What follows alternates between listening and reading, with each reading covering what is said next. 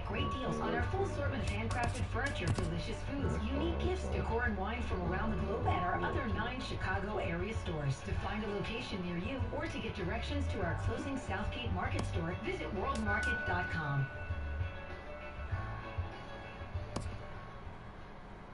Sleep number percent of bedtime story. You should lie down for this. Okay. We can get a sleep number bed. Yeah. The one that adjusts to our ideal comfort on both sides, our sleep number setting. Yeah. The one that allows me to gently lift your head when you snore. Yeah. Well, it lasts twice as long as a traditional mattress. Costs about the same. Yes. I know. Why are you still lying there? Let's go. Does your bed do that? It's the lowest prices of the season. The Queen C4 mattress with adjustable comfort on both sides is now only $11.99. Save $400. And soon. For more details and to find a store near you, go to sleepnumber.com. Experience NFL game days together. Download NFL Rush Game Day to your kids' mobile or tablet devices so they can play fun games, watch NFL game highlights, and customize their own avatars with gear from their favorite team. With NFL Rush Game Day, your kids can play live challenges as you root for your favorite teams together. Download NFL Rush Game Day on iOS, Android, or Windows devices and experience NFL Game Day together. Rewarded for sleeping, would you? What about for sitting on a bench, looking out at the ocean? Or for sitting in a comfy chair and watching football on TV? Guess what? That third dream job is real thanks to Buffalo Wild Wings. You can come in, watch football, and earn points with blazing rewards just for being there. That's right, you're a professional football fan now. Brag about it to all your friends. Buffalo Wild Wings. Wings, beer, sports. Terms and conditions apply. Must be a Blazing Rewards member. To join and for details, visit blazingrewards.com or download the Blazing Rewards app. Hey there, I'm a glue stick, so I have one job. I glue kid stuff. So sorry for being jealous of Geico, who does a ton more. Like give you 24/7 access to thousands of licensed agents. And Geico has been around for over 75 years and has a 97% customer satisfaction rating. While I've just got mediocre adhesive skills, Geico also has an award-winning mobile app. Uh-oh, arts and crafts time. No eating the glue stick. Miss Lydia! Geico. Expect great savings and a whole lot more.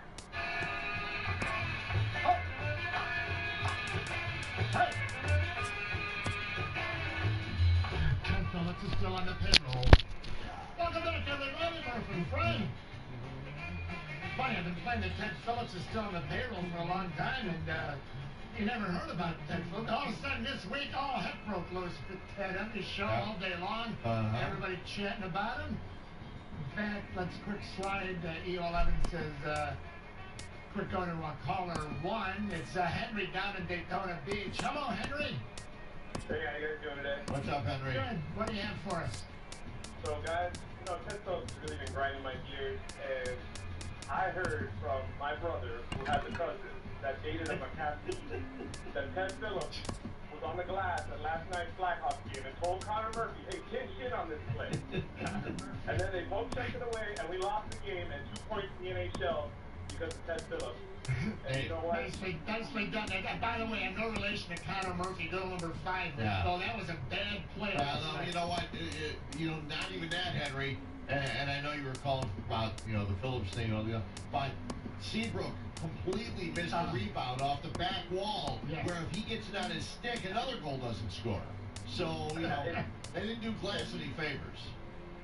Yeah, exactly. And I want to know what you guys think about, because they're saying that maybe they should give Forsberg another chance, but I feel like Glass has done more. But just Ted Phillips rules our defensive alignment. I want to apologize to EO11 because I thought I was going to talk football, but let's do that hockey, guys. You have a great day. Thanks Henry. Daytona Beach, Henry.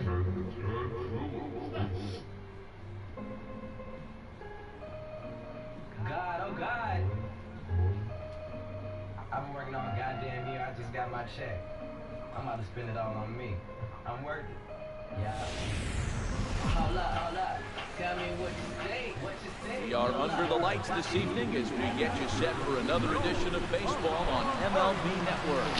Tonight, it's the home opener for this new season between the Chicago White Sox and the Baltimore Orioles.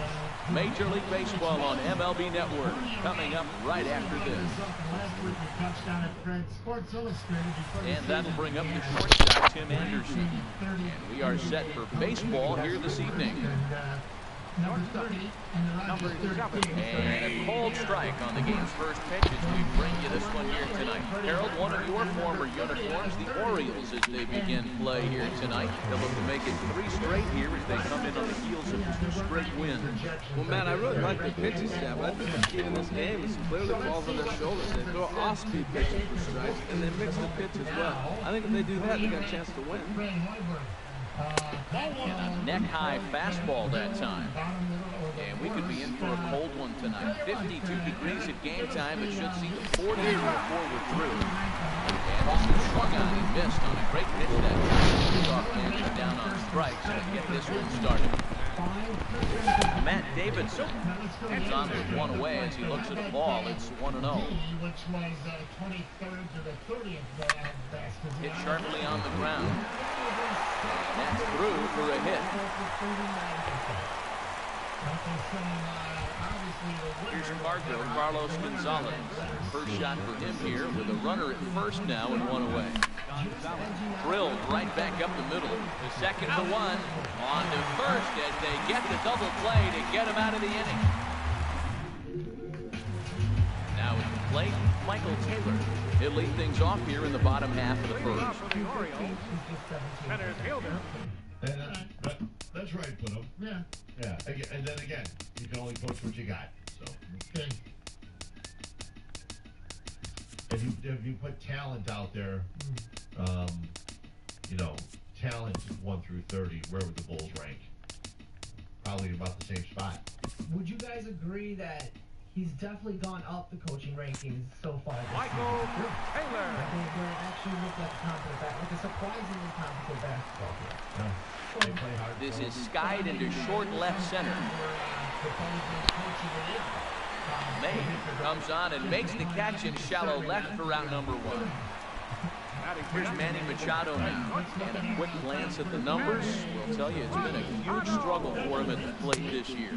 And Harold, you take a look at the White Sox entering play here tonight. They come in a bit of a rough patch. They've dropped 4 in a row. Yeah, this is one of those losing streaks, but you know what?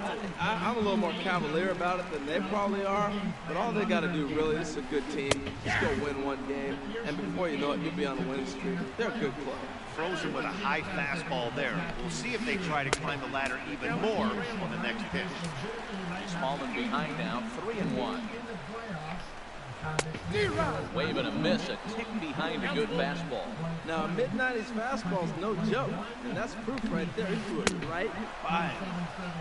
Swing and a miss as he ran that 2-seamer right by him from the second out. Designated hitter. Mark Trumbo is in with 2 away as he takes a ball 1-0. Here it comes 1-0 to Trumbo. A changeup over the inside corner. 2 out, nobody on. That fastball's too much for him there. 1-2. That's a fastball right down the middle. Now, you might be able to get away with it in the first inning. Guys are still filling him out. But if he's going to have success in this game, Matt, he's going to have to be on this.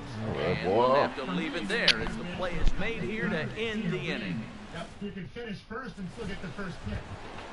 Digging in now, Avisail Garcia. He'll start off the inning now against Edinson Volquez. First pitch of the inning is taken low and away for a ball. It's 1-0. The pitch. That one's going to find the seats. Strike 1.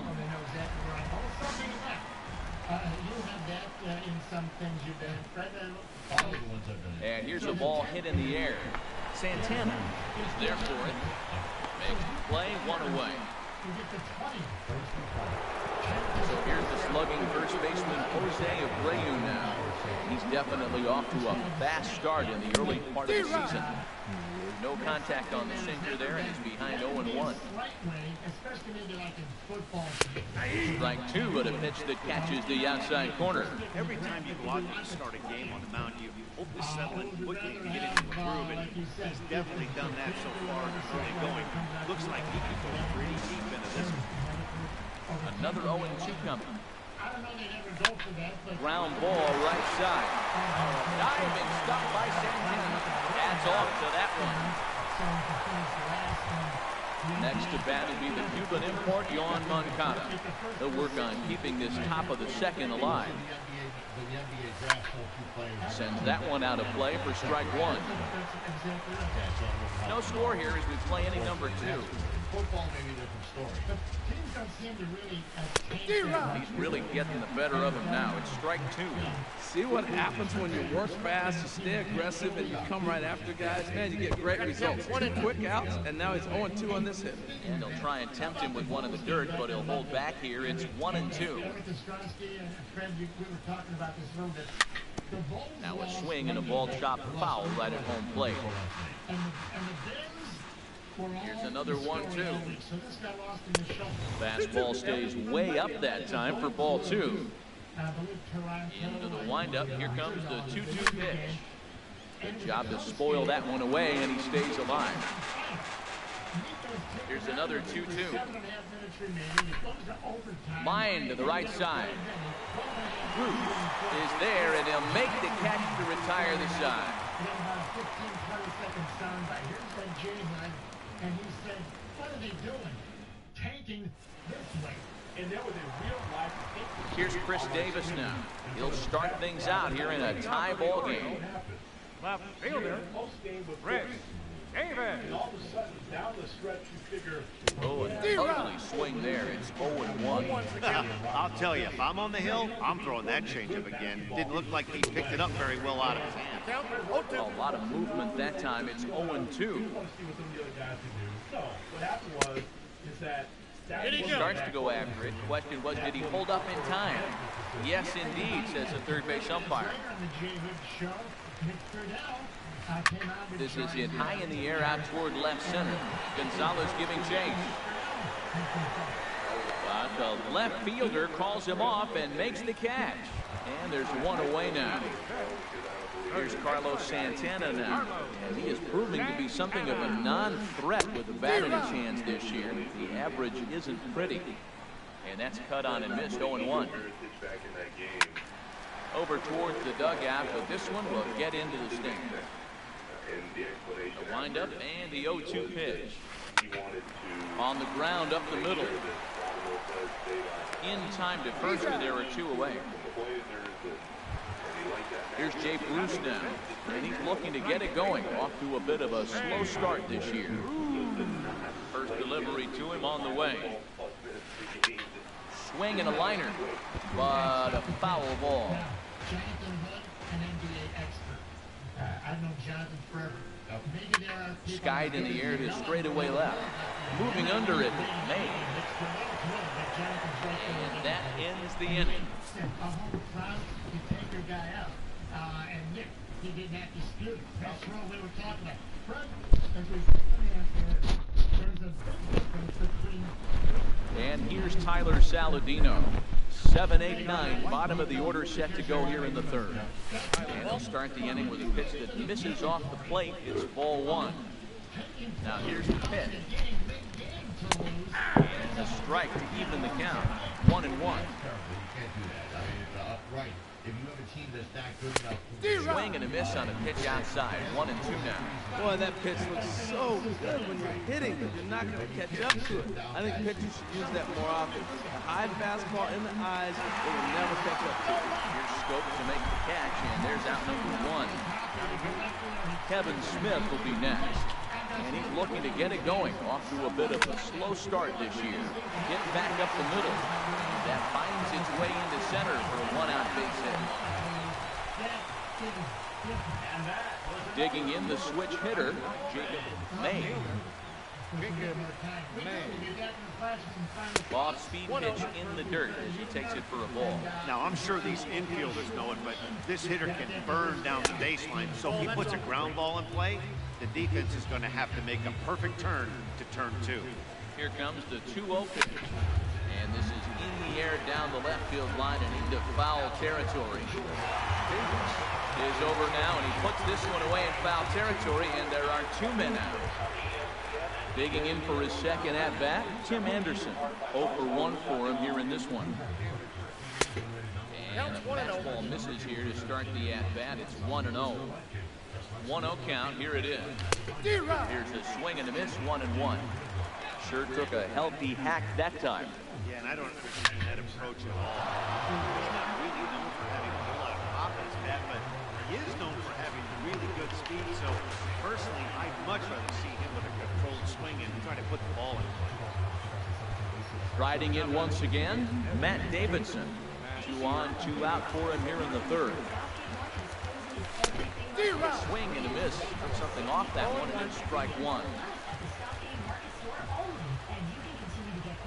Trying to hang a 0. Here's the pitch. Ball 1. Third inning, no score to this point.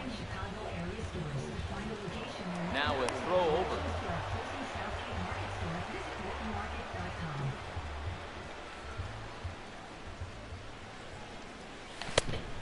Changed things up on him, and he got him to swing through it. 1-2 now. Now that's a good changeup right there. You know the guy's sitting fastball. You get it. Threw it right past him. A swing and a miss. Here's Jonathan Scope now. He'll look to get something going here in this scoreless ball game. Chop foul over towards the coaching box. Into the windup. Here comes the 0-1. Pitch swung on and hit in the air. On the move is Gonzalez. And the Orioles have their first hit of the game. The throw into second. But it won't be in time, and it's a leadoff double. Here's the catcher, Matt Wieters now. And he's looking to get it going. Off to a bit of a slow start this year.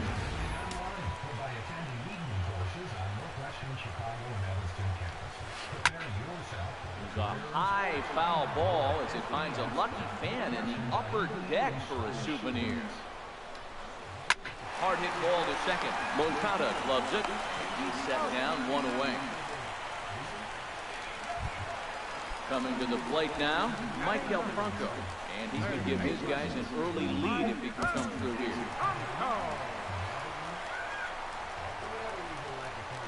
Here comes the first pitch. The swing, just got to try and straighten that one out.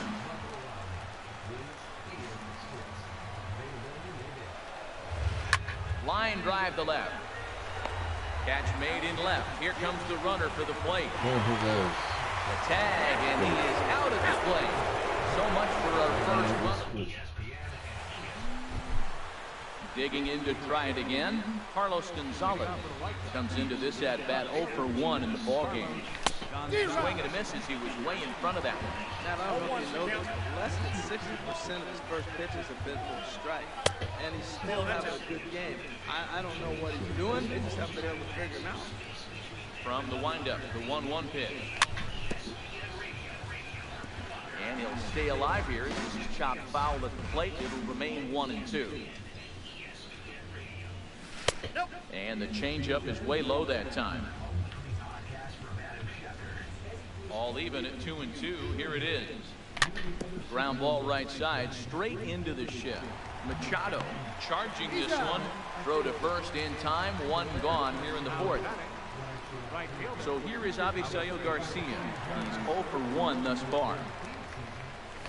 Swing and a miss on the sinker. 0-1. Now the 0-1. Tries to shave the corner with that pitch, but it's 1-1. Even at a ball and a strike. Here's the pitch. Changeup gets him out in front for strike 2. Beautiful changeup. Got him out front with that swing right there. That's what a changeup will do. Just keep you off balance. Breaks his bat as this one's popped up, and no one will get this one.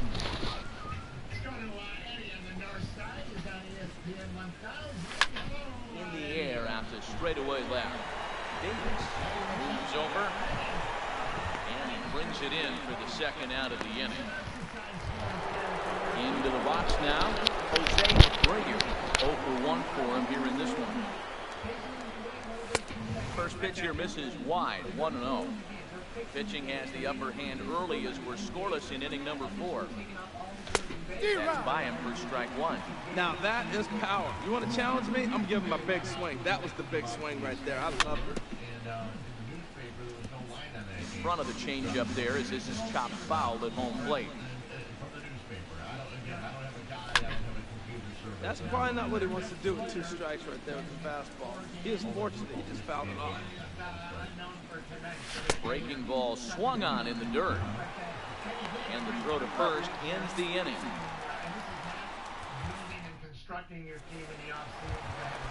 Ready now, Michael Taylor. He flew out in his last at-bat. For the Orioles, center fielder. Swing and a liner. And a rather easy first out. Stepping in and ready for another shot, Manny Machado looking to put the ball in play here. He went down on strikes in his first at-bat. Now he gets on top of one here and chops it foul right at home plate. Machado now on 0-1. Another one fouled off, and he's quickly behind 0-2. Trying to send him packing for the second time. Another one sent foul. Bases are empty, one man out.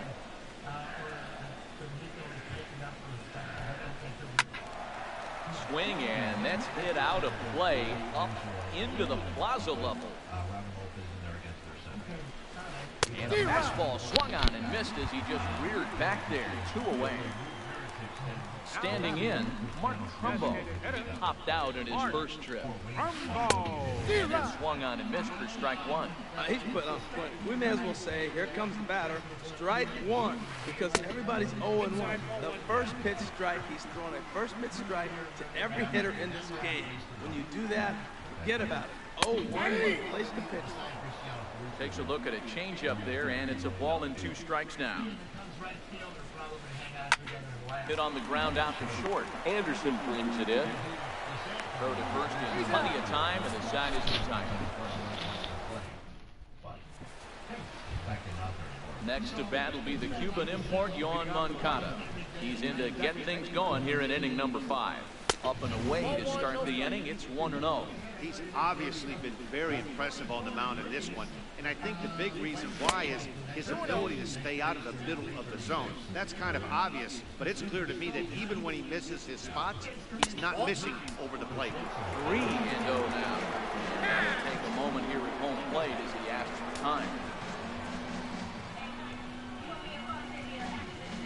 No walks yet. Here's the delivery. And that won't find the zone either. So speed on base here to begin the inning. It's a 4-pitch walk. Here comes the first pitch. Tyler Saladino is at the plate now, and he takes a cold strike. I like that pitch right there. Nice adjustment. After a 4-pitch walk, he comes right back and throws a strike. That tells me this guy can be aggressive when he needs to. And he whips on it as this ball's right under his glove. Kevin Smith will be next. 1 for 1 after a single his first time up. He's set and the pitch. And that's by him. It's 0-1. Well, he's got himself a little bit of a jam right here, Matt. He's got 2 on, nobody out. Look, I want to get a double play.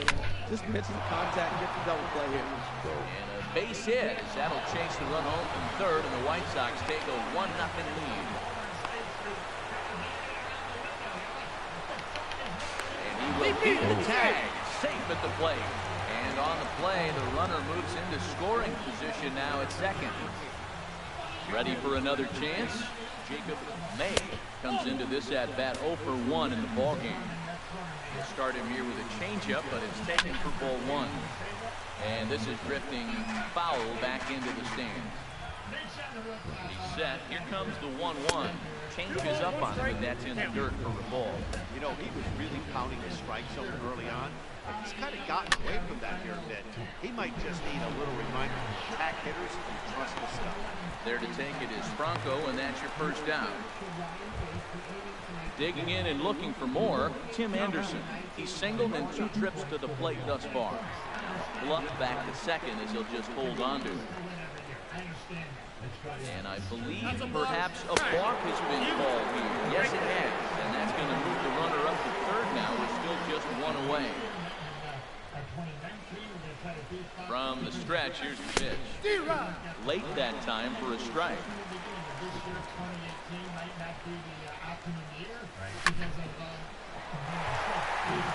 Base hit, and that'll get a run in.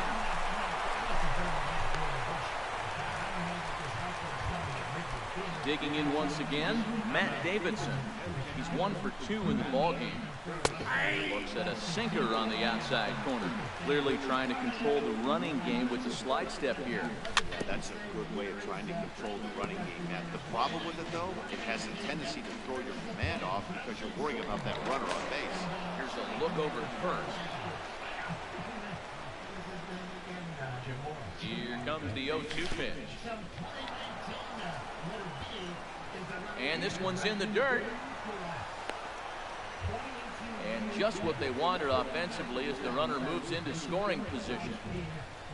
Set to deal on a ball and 2 strikes. Oh, and he can't catch up to the fastball as he swings and misses for the second out. Ready for another shot now, Carlos Gonzalez.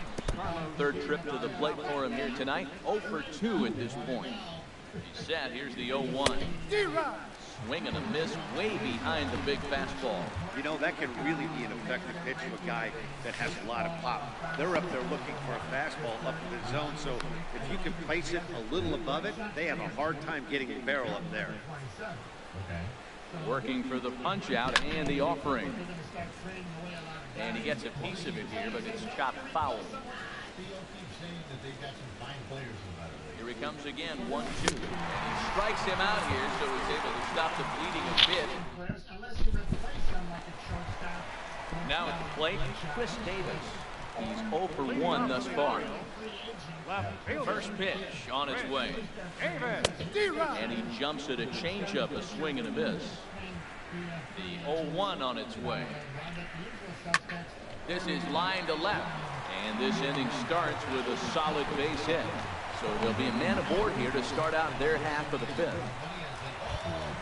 Here's Carlos Santana now. 0 for 1 for him here in this one. Carlos Santana. Swung on and lifted in the air to left center. Gonzalez has a read on it. 1 away. And he will scurry back to first as he'll think twice about trying to move up. Here's Jay Bruce now. Flied out in his first at-bat, so make him 0 for 1 so far. And the first pitch here is below the knees, but he gets him to chase it, and it's 0-1. As a hitter, you know the pitcher's trying to work you down around the knees in a double play situation, so making him get a pitch up and actually in the zone is a must. And this one misses to Bruce as he moves out in front. It's 2-1.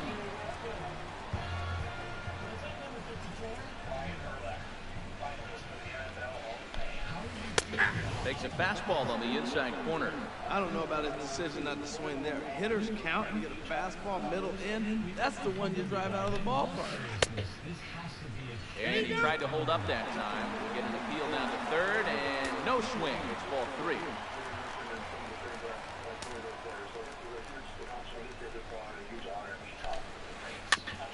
And he'll just get a piece here as this is chopped foul at home plate. Back-to-back changeup. He fouled that one off right there. I don't think he's going to come back with the third one. I got to be thinking some other pitch is coming. May shading to his right. He's got it, and there are 2 down now. Digging in, Jonathan Scope. 1 for 1 as he reached base with a double his first time up. Lofted in the air out toward right center. Garcia has a read on it. And that's the 3rd out.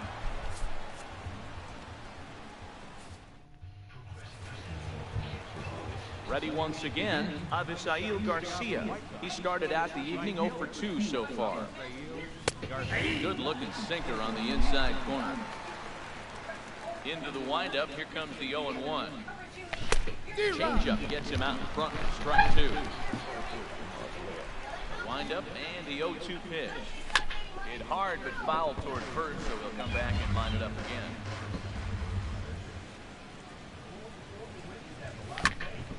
And another foul ball.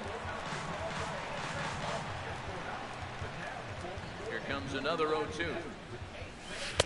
The next 0-2 misses, and that'll move it to 1-2 now. Here comes the pitch for Garcia. Now the fastball is right by him as he swings and misses for the first out of the inning. So here's the slugging first baseman Jose Abreu now. 0 for 2 on his line thus far. Drilled to the right side. And that is going to sneak on through into right. It's a 1-out single.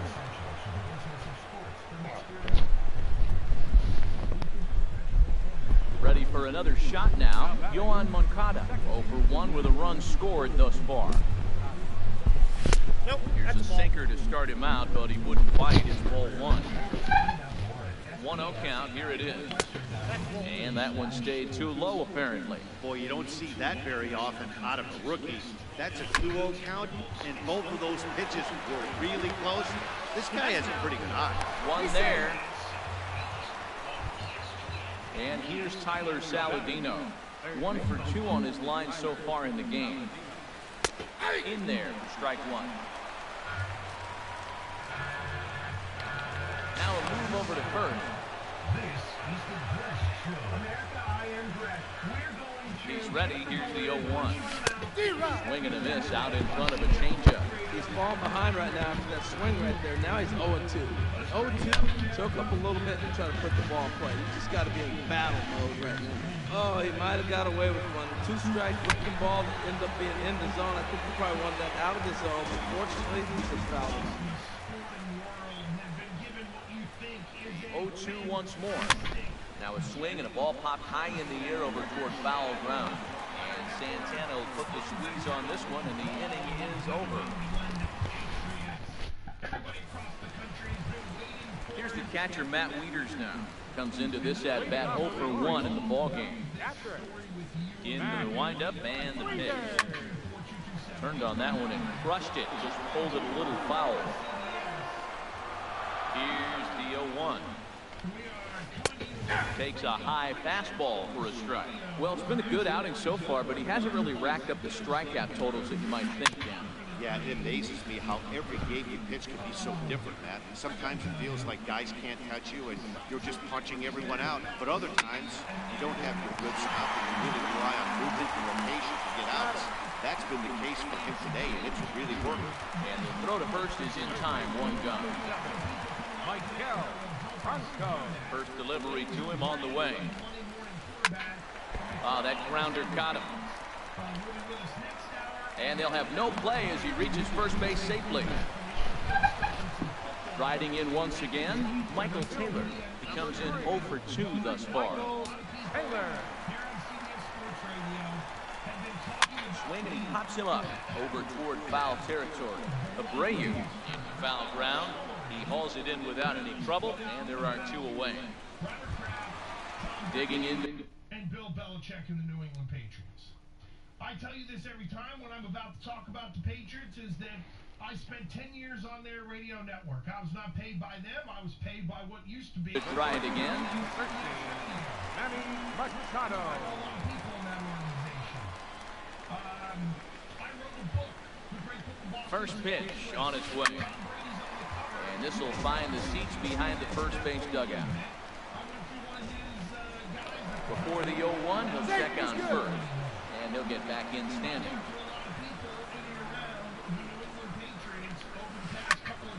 Just does manage to get a piece there as this is bounced foul.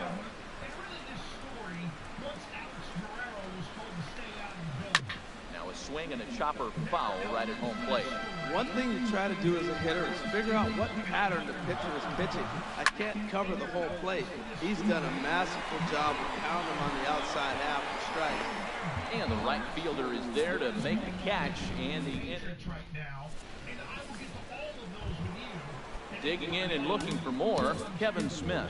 He doubled earlier and carries a 2 for 2 line into this appearance. There's a lot of focus on Jimmy Garoppolo. And the fact that Bill Belichick traded away Jimmy Garoppolo for a second-round pick. Now, here's the point that people are missing. Fouled off into the seats behind first.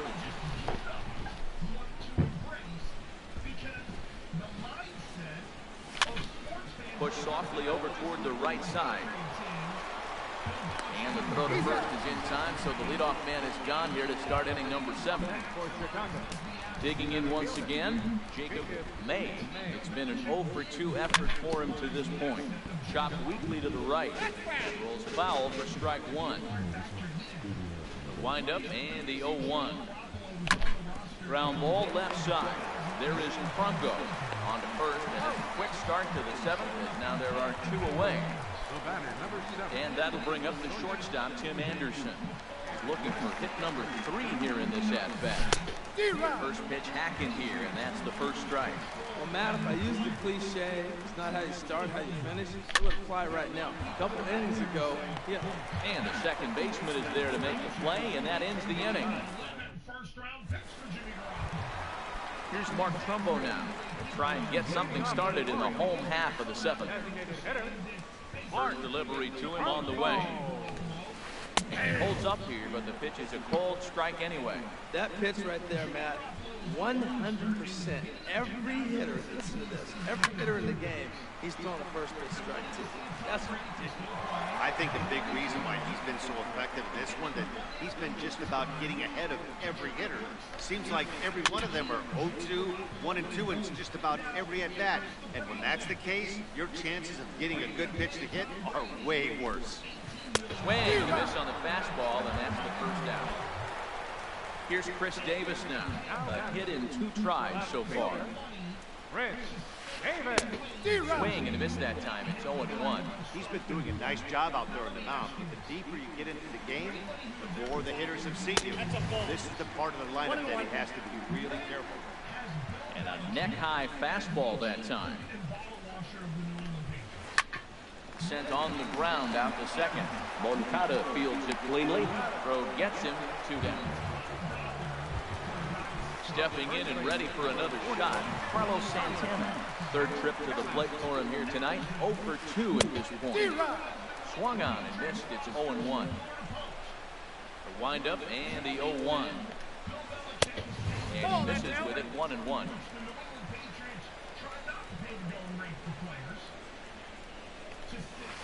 Swing and a little tapper. Foul ball, strike 2. Boy, he's been great in this one. He's only 1 strike away from putting another 0 on the scoreboard. Now this pitch sails up and in, and that leaves him muttering to himself. It's ball 2. Wow, fastball up and in. I'm not sure. And we'll have to leave it there as this is strike. Ready for another chance? Matt Davidson. He'll have the first crack at it. By the way, folks, is also the same agent for Tom Brady. Jason Garcia will come on in relief as he'll make his 2nd appearance of the season so far. And a called strike down in the zone, 0-1. Ready with the 0-1 pitch. Outside for a ball, 1-1.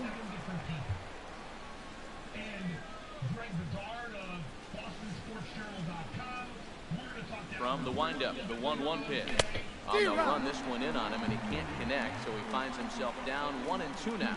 2 things pitchers really love: called strike 3s and jamming hitters. How about that? Talk about that jam right there. That's about as good as it gets. Got him to miss the breaking ball there. Matt Davidson goes down to become the first out in the 8th inning. Driven down the left field line. Will it stay fair? It will, as it heads to the corner. A fair ball. He's through first and hustling for second. And he'll pull into second with 1 away. So here is Avisail Garcia. No hits in 3 tries so far. He's struck out once. And he's in front of a tight little slider that time. For Gonzalez, he picks up double number 2 on the year. Hit hard up the middle. On to first, and there were 2 down. At the plate, Jose Abreu. He steps in off a base hit in his last at-bat. And the slider's in the dirt as he lays off it for a ball. Oh, wow, he really yanked that slider across his body, and he almost threw it to the backstop. Nice job by his battery mate to corral that one. Out of play off to the right. It's 1-1. Bat explodes as this has popped up. Wieters has a play, and that retires the side.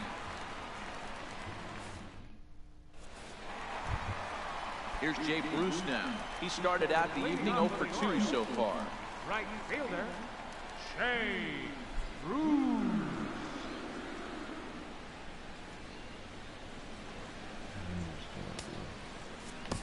Fry is on to pitch out of the bullpen in the bottom half of the 8th. Franklin Gutierrez. Number 31, Franklin Gutierrez. Gets a good piece of it there, but this is foul off toward the third base coaching box. High fly ball after straightaway center. Moving under it, May. One away. Here's Jonathan Schoaf now. 1 for 2 with a double on the ledger so far. And a breaking ball is chopped foul at the plate. It's 0-1. And here's a swing and a miss as he falls behind 0-2. Well, they're running out of time. It's the 8th inning. They got to get some runners on and maybe come up with a big home run. But 3 runs down in the 8th. They got to execute. The outs are a premium. Swung on in the dirt for the third strike. And he makes the throw to first. Schoaf is retired. 2 down now. Now batting. Here's the catcher, Matt Wieters now. No hits in 2 trips to the plate for him in the ballgame. Fouled back. No runs, 3 hits, and no errors for the Orioles so far. That misses wide. 1 ball and 1 strike. Right there at the belt. 1-2 now. 1 pitch away from wrapping up a very good innings work out of the bullpen here. 1-2 is an off-speed pitch. No dice. It's 2-2. He's ready with the 2-2 pitch. And he stays alive as this is grounded foul. Bases are empty here with 2 men out. Now a check swing, and he went around, says the home plate umpire. Pretty forceful about it, too. And the inning is over.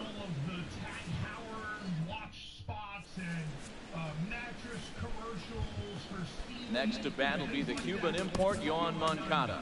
0 for 2 with a walk for him so far.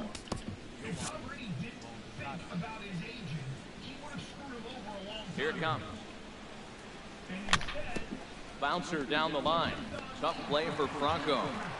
Throw on to first for the out, and that is how the 9th inning gets underway. Stepping in, Tyler Saladino. In his last at-bat, he popped out in foul ground.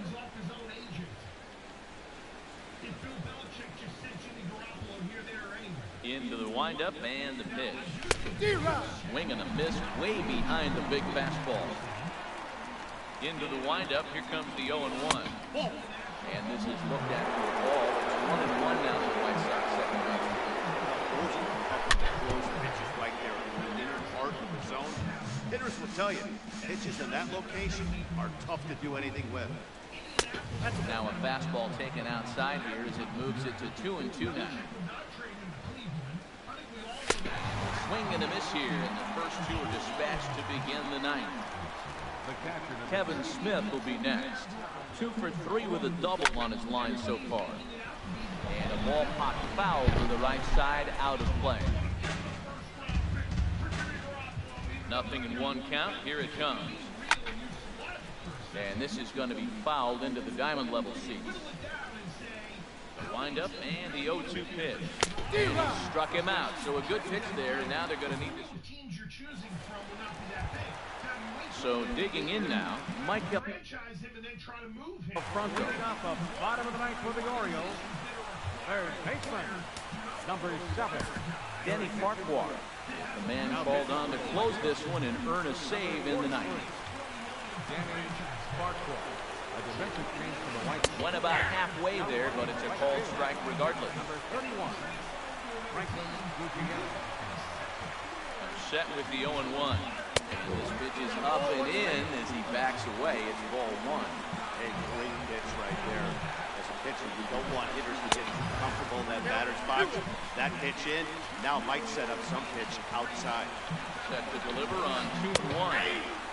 And that one right down Main Street. 2-2 count. Here it comes.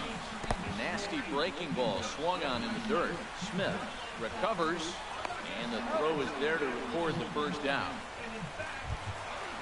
Stepping up to the plate, Michael Taylor. In his last at-bat, he popped out in foul ground. Number 78 enters from the bullpen to do the pitching. Number 78.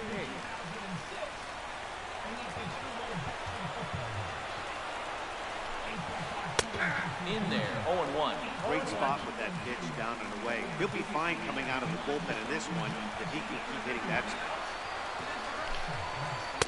Oh, he had him fooled there. No balls and 2 strikes. On its way, the 0-2 pitch. Sharp ground ball to third. Oh, he may have been a little disoriented there or something. That's going to allow his man to reach first safely. Here's Manny Machado now. 0 for 3 with a couple of strikeouts for him to this point in the ballgame. First pitch is changeup, chopped foul right at the plate for the first strike. Comes set and the 0-1. And flirting with danger on a changeup that missed high for a ball. From the belt, kicks and deals. Swung on and missed the throw. Count 1 and 2. It's far too late as he steals second with ease. Hoping to send him packing. Pitch on its way. And here's a ball hit in the air. Moncada ranges back and he has it for out number 2. Here's Mark Trumbo now. No hits in 3 tries so far. He's struck out once. Mark. And that's inside for a ball. 1-0. You know, in this situation, you almost have to pitch like there's no one on base. That run really doesn't mean anything with the lead they've got. The hitter is the guy that can turn this game on its head. Well, 2-0 now, and this is where he makes his money. If he gets a pitch to Hackett, you can bet he's not going to hold back. Everybody knows he's got that fastball from the 100. Man, you just got to get yourself ready to let it fly. Get your hands through the zone as quick as you can. Pitch is high, the throw. Behind the runner to second. 2 outs here with the runner at third.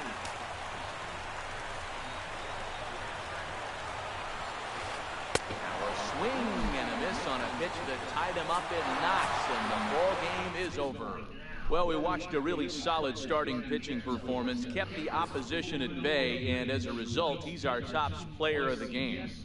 Hey, look at the numbers. This is what you want from your starting pitcher. He gave them 7 strong innings and sets things up perfectly for the bullpen to seal the deal. Very good job out there.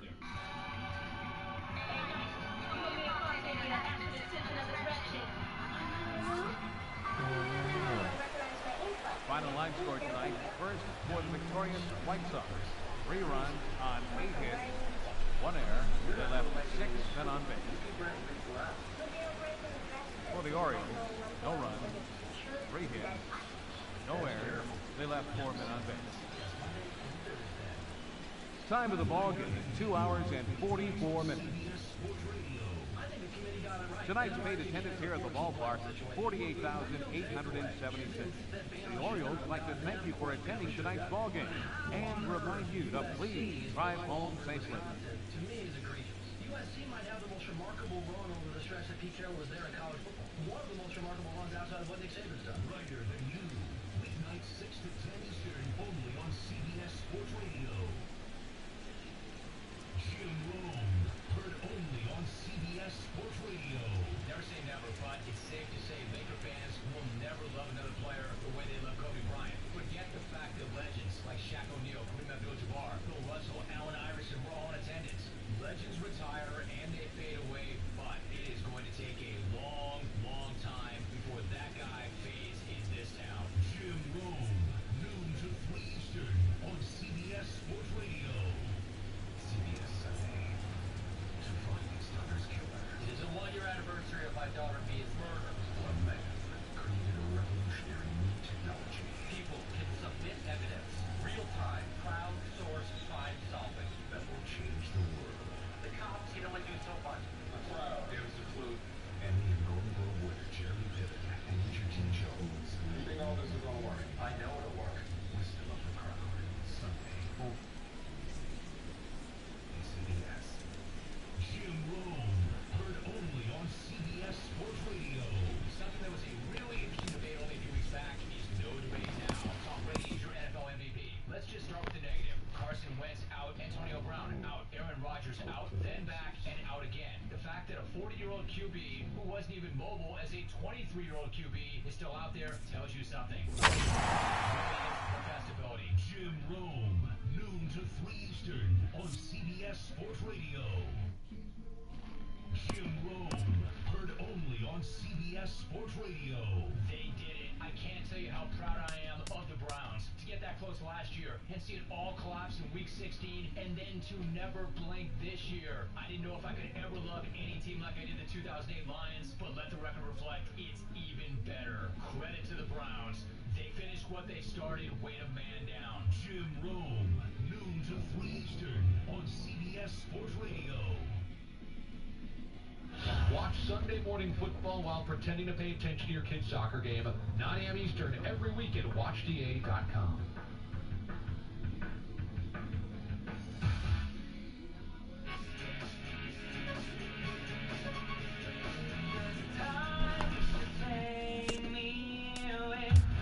Welcome back to the Gresh Show. John is in Niagara Falls, New York. Niagara Falls. Slowly I turn. And I listen to your show every Saturday. I'm glad I found it on my local band. I have to say you are completely and utterly wrong. What's the matter with you? Are you crazy or something? Here's Gresh. Talking about the big story surrounding the New England Patriots. What is fact? What is fiction?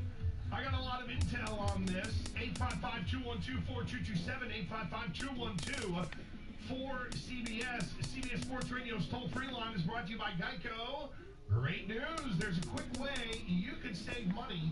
Switch to Geico. Go to geico.com, and in 15 minutes you can save 15% or more on car insurance. To the phones we go. Nevin in North Carolina is first up today on the Gresh Show on CBS Sports Radio. Nevin, what's up? How's it going, Gresh? I'm great. I've been a Pats fan since I was born. I kind of got born into it, but the situation I'm looking at is, I mean, I kind of disagree. I think Brady had something to do with Jimmy getting traded. I think he was scared that Jimmy was going to take his job next year if he got hurt or whether he went over him. Tom Brady's the greatest quarterback that ever lived, don't get me wrong. But, look what happened, how Brady got started. Bledsoe got knocked out by Mo Lewis. Brady comes in, takes over Bledsoe's job. You don't see Bledsoe forever. I think if Brady would have got hurt and Jimmy took his job, I think Brady got afraid that Jimmy was going to take his job if Brady got hurt, and Brady would never see the field again, just like Bledsoe did, even though Brady has won 5 Super Bowls.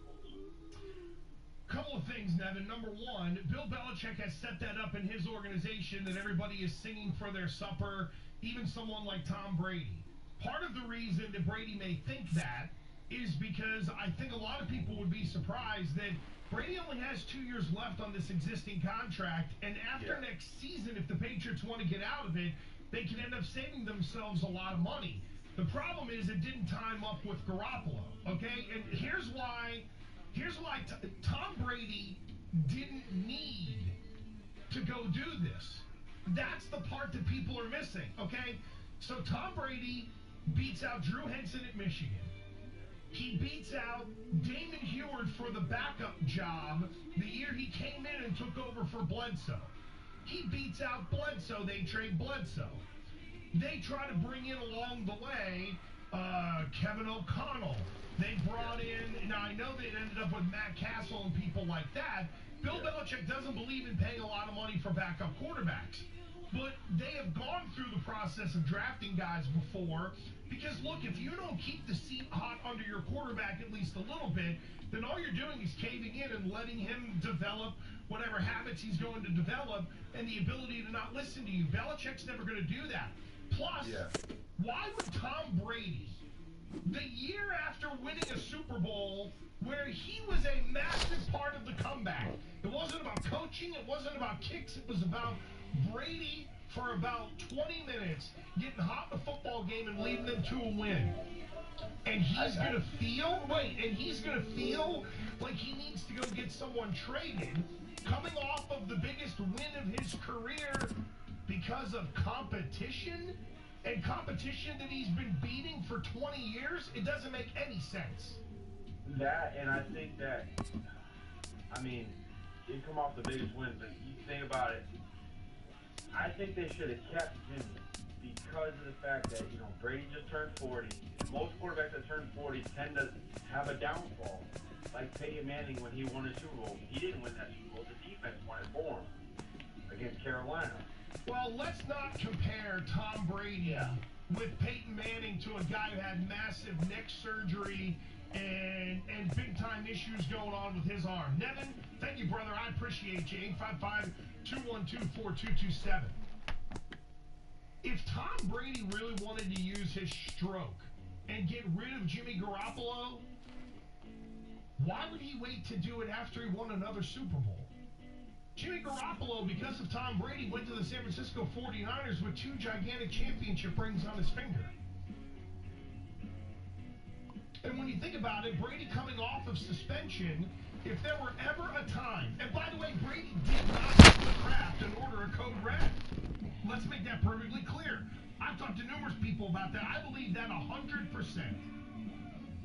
But the timing of it doesn't make sense. And again, the agent part of this as well. He would go in his own agent by demanding this guy be traded. Folks, it's as simple as this. They tried to keep the guy, and they ran out of time in controlling the player. For those who really know the way Bill Belichick has gone about trading people off, okay? Is it different than Richard Seymour? Is it different than Logan Mankins? Is it different than Randy Moss? And think about it. All of those guys were useful until the day he sent them away. He knew he wasn't going to pay Richard Seymour $12 or $15 million. Same thing for Chandler Jones, by the way. They traded Chandler Jones because they weren't going to pay him the kind of money he was looking for. Same thing with Jamie Collins. Jamie Collins went to the Cleveland Browns this year and got $12.5 million. Can anybody tell me what kind of impact he had? Those are the decisions that this guy makes because he is a ruthless, heartless prick as a general manager. And in fact, a part of the issue here is, and we're going to talk about this with Andrew Brandt coming up next hour, Bill Belichick is the head coach and the general manager. So there's no buffer. When Bill Belichick says Alex Guerrero can't be in Gillette Stadium anymore to treat either Tom Brady or other players, that's Bill Belichick, the general manager. But who do the players get mad at?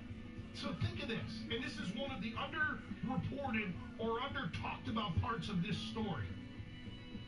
In most organizations, you can kind of split the baby a little bit or split the blame or shift the blame to someone else. The fact that everyone in that building and everyone in the National Football League knows that Bill Belichick runs the football operation for the New England Patriots. It begins and ends with him. If you're a player and you think you played well for Bill Belichick, right? So you're a player. You play well for Bill, and he's giving you props and meetings. He's telling you how great you're playing during the season. He's keeping you motivated. And then in the offseason, when your contract comes up, what does he do? They find a way to tear you down. Oh, all that stuff that Coach Belichick said. Maybe General Manager Belichick doesn't necessarily think the same way long term. Bill Belichick has to talk out of both sides of his mouth sometimes because he put himself in a position to run everything. So if you're a player and you're mad at the general manager, you're mad at also the coach. And if you're Tom Brady and you're mad at the move the general manager Bill Belichick made, you have to try to quell that or shelve that because you, as a player, have to deal with him as the coach. And there's no guaranteed contracts in the NFL. So a lot of guys feel powerless. I will leave you with this one quickly because I know we got a bunch of people on the phones at 855-212-4227. Tom Brady's first contract, big contract with the New England Patriots, was a 6-year, $60 million deal that I do believe came either right around or just after when they won the third championship in 2004. Tom Brady worked with GM Bill Belichick on making sure he could still build the roster and they could win. And you know what Bill Belichick turned around and did, folks? Traded Deion Branch, arguably his number one wide receiver. Got a first-round pick for the guy because he didn't want to pay him what was the going rate. Do you think maybe back then in 2005 that Tom Brady was a little ticked off at Bill Belichick for that move. And yet here we are, 11, 12 years later, still talking about these guys, at worst, going to a conference championship game. At worst. Is it really that bad? See, here's the thing. I want to know from you, America, at 855-212-4227, does this end badly? Does this whole thing with Brady and Belichick, does this end badly?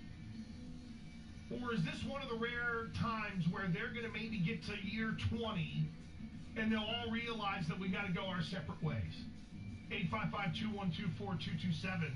Grab a line. You can also hit me up on Twitter at TheRealGresh, Gresh. Let's get updated on everything in the world of sports. Here's Jacob Wilkins.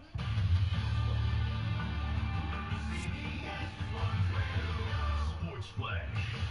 Hey, Gresh, on the field, it is the wild card weekend for the NFL. Titans and Chiefs, the first game from Kansas City. Titans making their first postseason appearance since 2008. And they did rally to beat Kansas City at Arrowhead in Week 15. Mike Mularkey says a close game late is right where they want them. Our guys don't flinch. They never once, get away from what we're trying to do. Nobody. I mean, that's coaches, players. That's all three phases. They just stick to the plan. They play to the end. And they know they got a chance to win all of them. And NFL Network also reporting that Mike Mularkey may be coaching for his job, as if Tennessee lost, and the Titans may go in a different direction. Falcons and Rams from Los Angeles. Atlanta coming off a Super Bowl appearance. Rams haven't been in the playoffs since 2004. Sean McVay, LA's coach, asked if Atlanta's experience will play a factor. It's still football. We'll be very consistent with our approach, and I think the guys will be excited about it. But you do have a respect for the experience factor and how that comes into play. But I think our guys are confident from what they've done this year, and they're looking forward to the chance to be able to play in an atmosphere like that. LA won the NFC West, sitting at 11-5. Atlanta, following that run to the Super Bowl, is 10-6. Patriots owner Robert Kraft telling MMQB that the security of Bill Belichick as the team's head coach, that he absolutely believes Belichick will be back, following an ESPN report that described friction between Kraft, Belichick, and Tom Brady. Multiple outlets say the Panthers have signed head coach Ron Rivera to a 2-year contract extension worth $15.5 million, runs through 2020, and of course provides stability at that position, as Jerry Richardson has said he would sell the team following the end of the season. Panthers are in New Orleans taking on the Saints tomorrow in the late game, early game, Bills and Jaguars in Jacksonville. Meanwhile, in college basketball right now, it is UNC, the 12th ranked team of the country, trailing number 8 Virginia 58-46 in the second half, while NBA Warriors in LA taking on the Clippers, and Julius Erving in a Philadelphia hospital being evaluated after he was taken to the hospital after last night's game. I'm Jacob Wilkins. Our team has the college football championship game covered right here on CBS Sports Radio.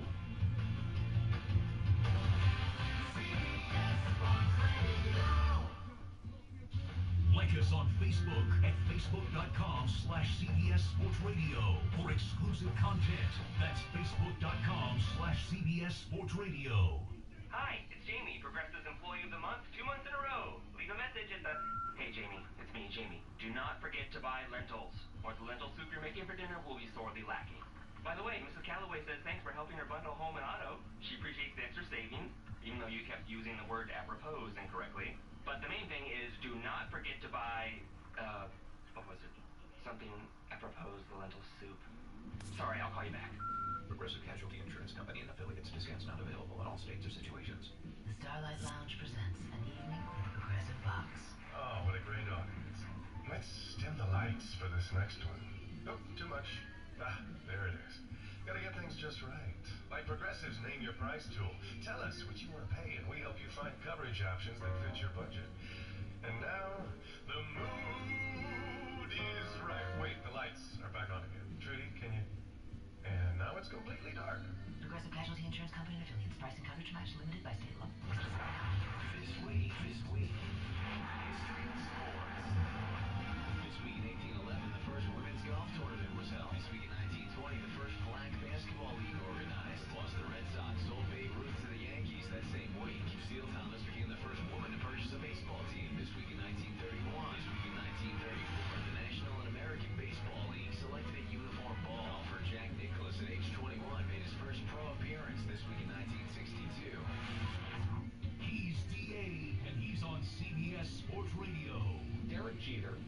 front man for raising money with lies. They were going to sell a bill of goods, and they were going to sell it to the fans, to MLB, and to investors. This is exactly what happened to the previous regime. I don't know why Jeter is carrying the water of people behind him that seem to be the most dishonest people that could be running the organization. The DA Show, 9 to noon Eastern on CBS Sports Radio. The horoscope. Aries, the clearer things become, the more questions you have. Remember to just focus on your future. Taurus, this week things in your romantic realm are stepped up a notch or two. Gemini, while you deserve a raise at work, this is not the week to ask for one. Cancer, this week money concerns weigh you down. Reevaluate your retirement goals. Leo, you may be tempted to take a risk, but look before you leap. And Virgo, a flirtatious exchange this week may lead to something unexpected. The rest of your horoscopes are coming up soon, right here. Listen to Tiki and Tierney on CBS Sports Radio. Teams that plan for the future don't win championships in the present. I'm not putting it past Bill Belichick to have recognized, yeah, he may have lost the power struggle, but I need to win now. I can't believe that Bill Belichick, one of the greatest, if not the greatest coach we've ever seen, is going to undercut his current franchise just because he's pissed off he had to trade Jimmy Garoppolo. I just don't believe that. Isn't that crazy? The more you say that you know it, the more I believe it. Tiki and Tierney, afternoons 3 to 6 Eastern on CBS.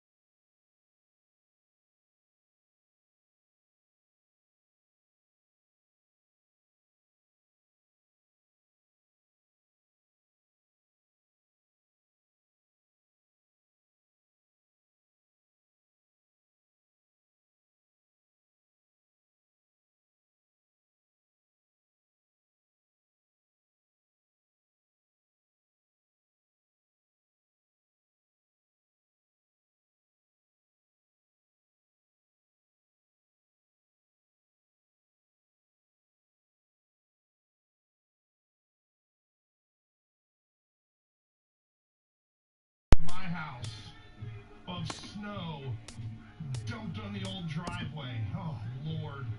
What a mess the past couple of days have been, especially if you live on the East Coast. But I've got you here until 6 in the East and 3 in the West.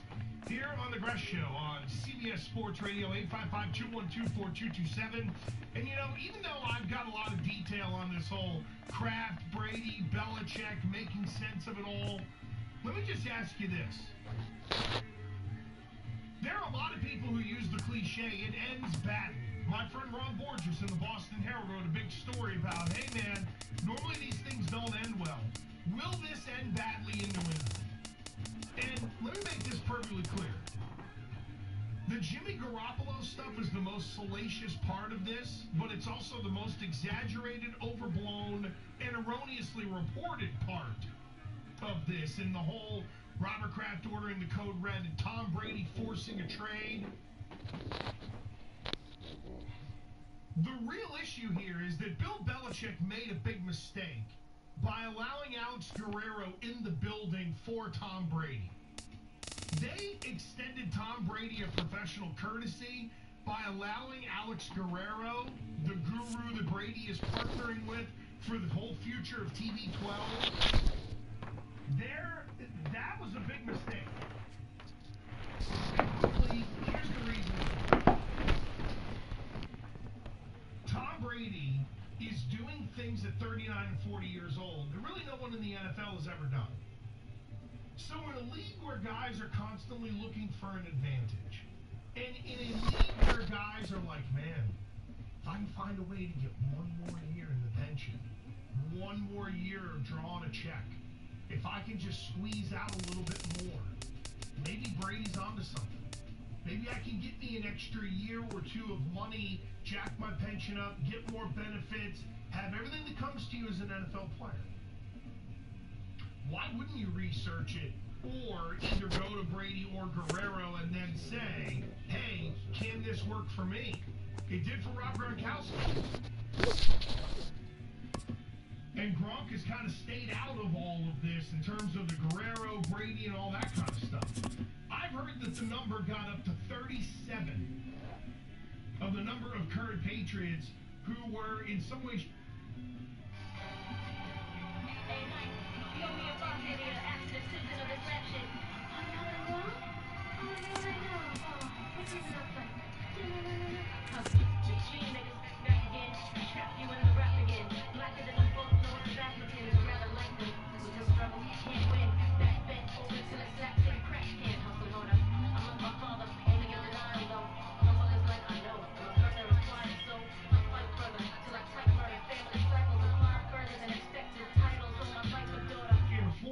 being treated by Alex Guerrero.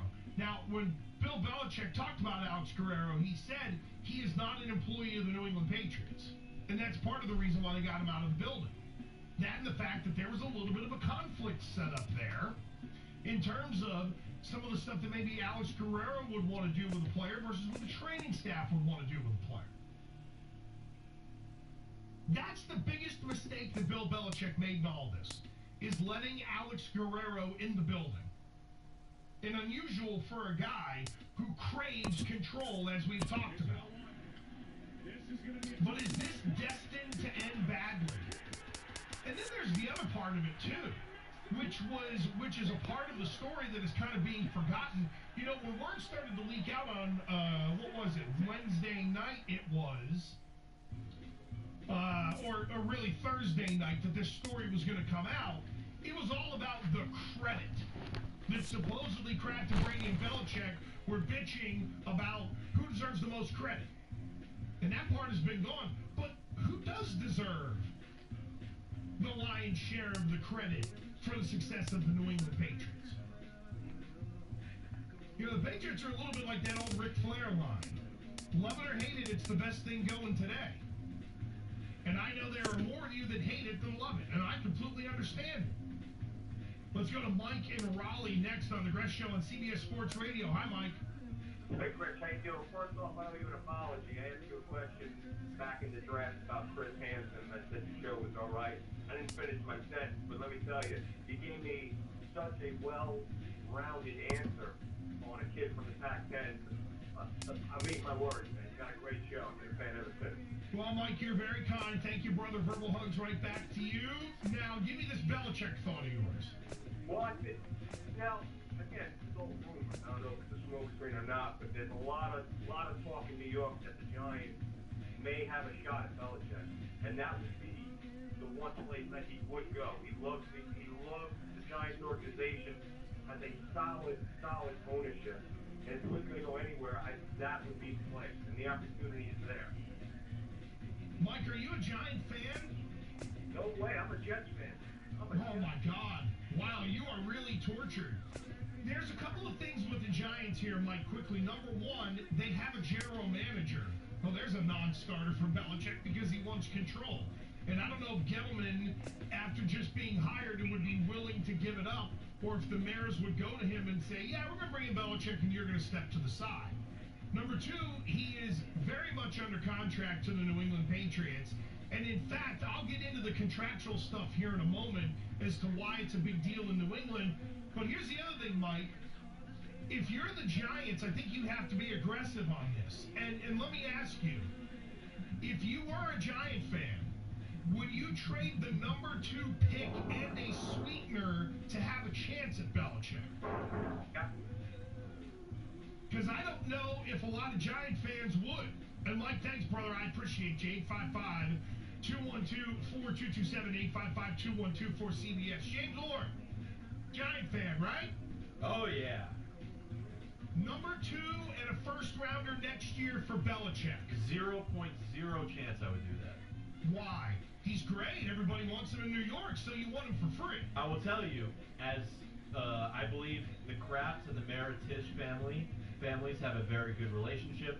I don't think Belichick wants to go somewhere and hold that other organization hostage. I don't think he wants to go to the Giants if they don't have first-round picks, to be honest. So I don't think Belichick would allow that, and I also don't think Kraft would hold the Giants' feet to the fire for that either. All right, well, let's remember that Parcells held Robert Kraft's feet to the fire in getting Belichick from the Jets, and Belichick went to New England when New England gave up their first-round pick. Now, it wasn't number 2, okay? I'm willing to concede that. But he did go somewhere before where there wasn't a first-round pick, and we all know what has happened from there. The whole Giant thing is a pipe dream. I've read on Twitter that apparently Mike Lombardi of Fox now, I think that's where he's working, has said there's a better chance of a landing on Mars than there is Bill Belichick becoming the head coach of the Giants. And again, here's where the Belichick contract comes into play. And I'll get to Steve in just a moment in Tennessee. One of the most closely guarded secrets for almost 20 years. Now think of this, folks. 2 men, Robert Kraft and Bill Belichick, and maybe by extension Jonathan Kraft as well. Those are the only people who know what Bill Belichick's contract really says. They know the term, they know the conditions, and they know the money. And it has been a secret for 18 years. You'll have people who have an idea as to what Bill Belichick makes. You'll have people who have an idea as to how long Bill Belichick is signed. But the one thing that has never been leaked from that organization is Bill Belichick's contractual status, and it matters in this respect. When Bill Belichick goes to Tom Brady and he says to him, you know what, instead of $25 million a year, how about we set you at $18 million a year, and it gives me more money to spread around the roster to keep people around you. If people knew that Bill Belichick, confirmed I'm talking, was the highest paid coach / executive in the National Football League, he then can't turn around and say to the players, work with me. And it's amazing to me that for almost 20 years, that intimate information of Bill Belichick's contract has never gotten out. That's it's amazing, first of all, and it's important because it has allowed Bill Belichick to do with the players what he has wanted to do contractually, because there isn't an agent or a player that can throw it back at him and say, well, you're the highest paid in the league, so why shouldn't my guy be? It's not that the organization won't do it. It's that Belichick doesn't want to do it.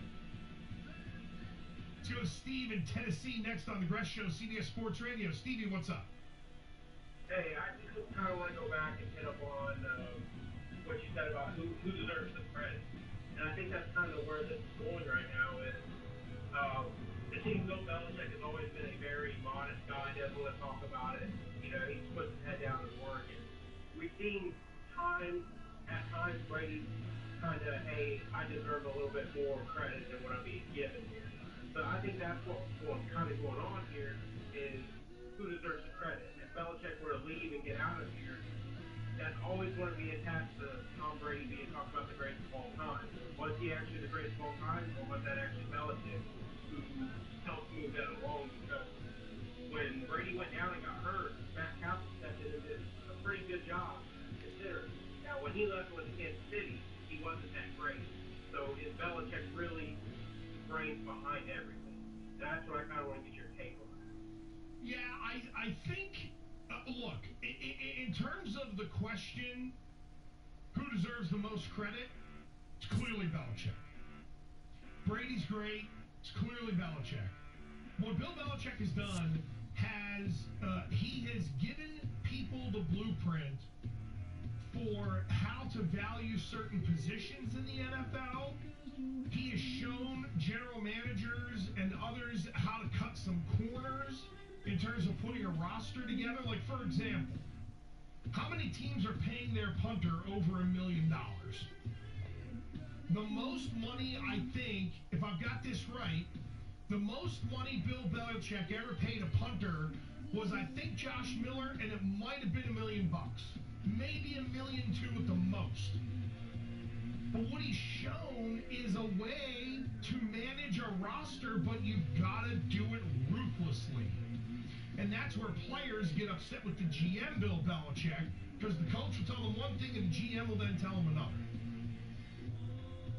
And to me, that's where, I mean, he has set the tone for the organization. You know, they've had their ups and downs at times, but here's the funny part of it. Their ups and downs are wild card losses or divisional round losses. There was the one year in 2008 that you mentioned where Matt Castle took over for Brady. They went 11-5, and they didn't go to the playoffs that year and didn't win the division because they lost in a tiebreaker. It wasn't that they didn't have a good year. I mean, I guess that would be considered bottoming out. If people in Cleveland are throwing a parade for 0-16, what would they do for 8-8? There are two more elements to this story.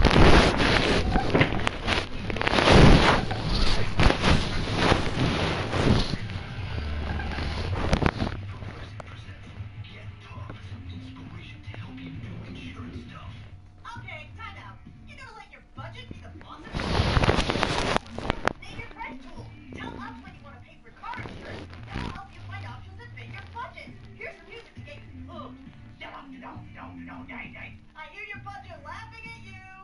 Oh, wait, that's just those kids laughing at me. Ignore them! Progressive Casualty Insurance Company and affiliates. Prices and coverage prohibited by state law. Greta is a drill instructor. When it comes to training lean, mean, fighting machines, she doesn't mess around. Robin, give me $3,000. But when it comes to getting a mortgage, Greta's less confident. I got nothing. Fortunately for Greta,